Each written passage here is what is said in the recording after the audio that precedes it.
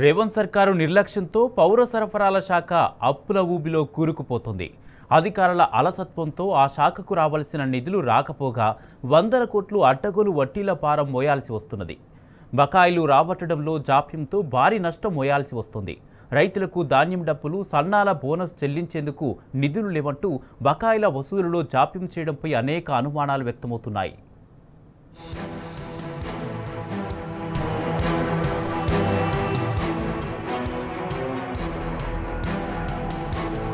ప్రభుత్వ పెద్దల పట్టింపు లేనితనం, అధికారుల నిర్లక్ష్యం వెరసి పౌర సరఫరాలకు వందల కోట్ల రూపాయలు నష్టం వాటిల్లుతున్నది.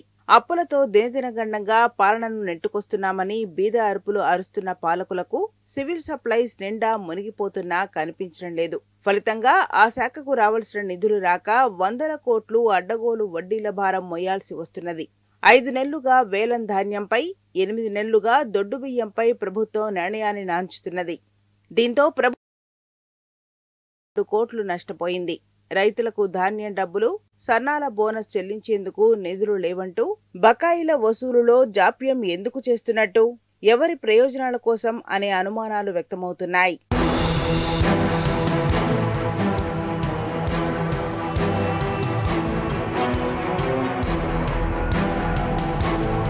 సివిల్ సప్లైస్ కు వివిధ రూపాల్లో 4,450 కోట్ల రూపాయలు రావాల్సి ఉన్నది. ఇందులో కోట్ల రూపాయలు కాగా మిగిలిపోయిన దొడ్డు బియ్యం బకాయిలు 450 కోట్ల రూపాయల వరకు ఉన్నాయి. 2022-23 యాసంగికి సంబంధించిన 7,600 కోట్ల రూపాయల విలువైన 38 లక్షల టన్నుల ధాన్యాన్ని ప్రభుత్వం వేలం ద్వారా విక్రయించింది. వేలంలో టెండర్ దక్కించుకున్న బిడ్డర్లు 16 నెలలైనా ధాన్యం ఎత్తలేదు. సర్కార్కు పైసలు చెల్లించలేదు. సగం ధాన్యమే ఎత్తి మిగిలిన ధాన్యం ఎత్తకుండా తప్పుకున్నారు. దీంతో ప్రభుత్వం ఆ టెండర్లను రద్దు చేసింది. టెండర్ల రద్దు ద్వారా సుమారు 20 లక్షల టన్నుల ధాన్యం మిల్లులోనే ఉండిపోయింది.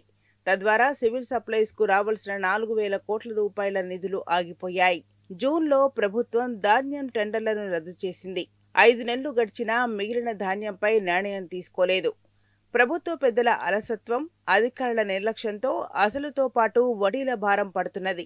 ఇప్పటికే 1,452 కోట్ల రూపాయలు వడ్డీ చెల్లించింది.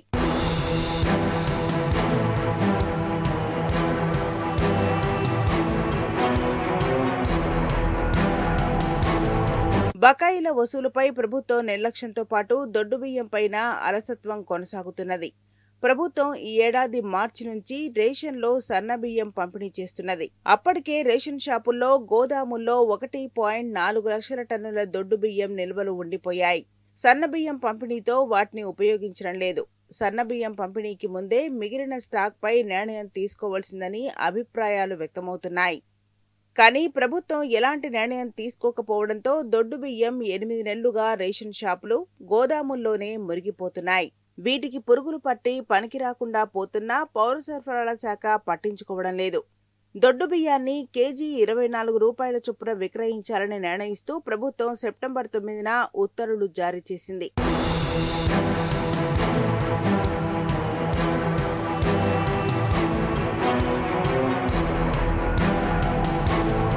కానీ ఒక్క గింజ కూడా విక్రయించలేదు. మిగిలిపోయిన 1.4 లక్షల టన్నుల దొడ్డు బియ్యం విలువ కనీసం 450 కోట్ల రూపాయలుగా ఉంటుందని అంచనా. ఈ విధంగా వేలం ధాన్యం, దొడ్డు బియ్యం కలిసి సివిల్ సప్లైస్ 4,450 కోట్ల రూపాయలు రావాల్సి ఉన్నది.